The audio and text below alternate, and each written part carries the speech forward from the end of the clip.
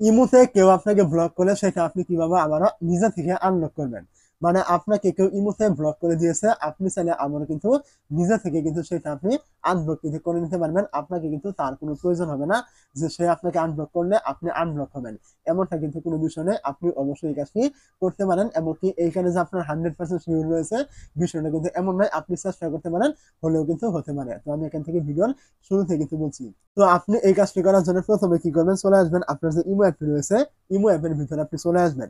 তো ইমোতে চলে আসার পরে এখান থেকে আপনি দেখতে পাবেন এই যে প্লাস আইকন রয়েছে এখানে নিচের কর্নারে, আপনি এই প্লাস আইকনে ক্লিক করবেন।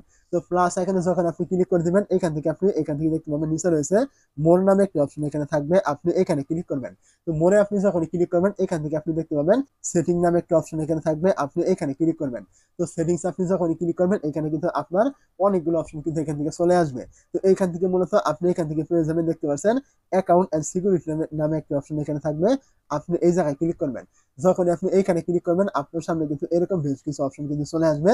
এইখান থেকে আপনি দেখতে পাবেন চেঞ্জ ফোন নাম্বার নামে একটা অপশন এখানে থাকবে। তো আপনি কি করবেন, এখান থেকে এই যে চেঞ্জ ফোন নাম্বার এখানে ক্লিক করবেন। তো এই জায়গায় যখন আপনি ক্লিক করবেন এখান থেকে দেখতে পাবেন এই যে চেঞ্জ নাম্বার নামে অপশন থাকবে, আপনি এখানে ক্লিক করবেন। তো এই জায়গায় যখন আপনি ক্লিক করবেন এখান থেকে কিন্তু আপনার এমন কিছু অপশন কিন্তু চলে আসবে। তো এখন কথা হচ্ছে আপনার যে ইমোতে কেউ ব্লক করেছে সেটা আপনি আনব্লক করার জন্য এখান থেকে চেঞ্জ ফোন নাম্বার এখানে মানে আসার কারণ কি এবং এটা করলে কেন আপনার আনব্লক হবে।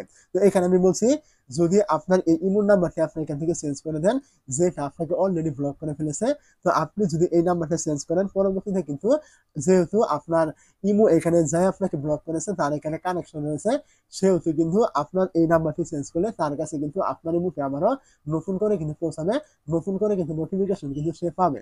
তো অবশ্যই এই কারণে মূলত আপনার নাম্বারটি চেঞ্জ করার প্রয়োজন হবে আপনি যদি আপনাকে আনব্লক করাতে চান। তো আপনি কি করবেন, এখান থেকে উপরে এইখানে রয়েছে আপনার এই যে ওল্ড ফোন নাম্বার দেখতে পাচ্ছেন, এখানে ওল্ড ফোন নাম্বার রয়েছে। এখানে মূলত আপনি যে নাম্বারটি দিয়ে প্রথম ইমো খুলেছিলেন আপনাকে ব্লক করা হয়েছে ওই ইমোটি, আপনি কি করবেন এখানে ওই নাম্বারটি আপনি এখানে দিয়ে দিবেন। তো এখানে আপনি বসাবেন আপনার নাম্বারটি।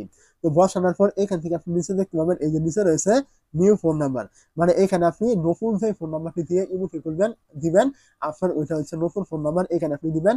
যেই নাম্বারটি দিয়ে আপনি আগে কোনোদিনও ইমো খুলেননি এমন একটি নাম্বার কিন্তু এখানে আপনাকে দিয়ে দিতে হবে।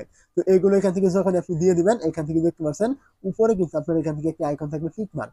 তো আপনি যখনই এইখানে ক্লিক করবেন আপনার কিন্তু এখান থেকে একটি মানে এই নাম্বারটি কিন্তু চেঞ্জ হবে একটি। তো টিক মার্কে আপনি যখন ক্লিক করবেন তখন আপনি এখান থেকে যে নতুন নাম্বারটি দিয়েছিলেন ওই নাম্বারে কিন্তু একটি কোড চলে যাবে, ওই কোডটি বসিয়ে দিলে কিন্তু আপনার ইমোটি কিন্তু খোলা হয়ে যাবে। কে যে যে আপনাকে ব্লক করেছে ওইগুলো কিন্তু আনব্লক কিন্তু হয়ে যাবে, আপনি কিন্তু তাদের কাছে নতুন করে কিন্তু নোটিফিকেশন আপনার পৌঁছাবে যে আপনি ইমো খুলেছেন। তো অবশ্যই এই কাজগুলো আপনারা নিজেরাই করতে পারবেন, আমি চাচ্ছি না আমার এই নাম্বারগুলো পরিবর্তন করতে, এই ইমোটা আমার পার্সোনাল।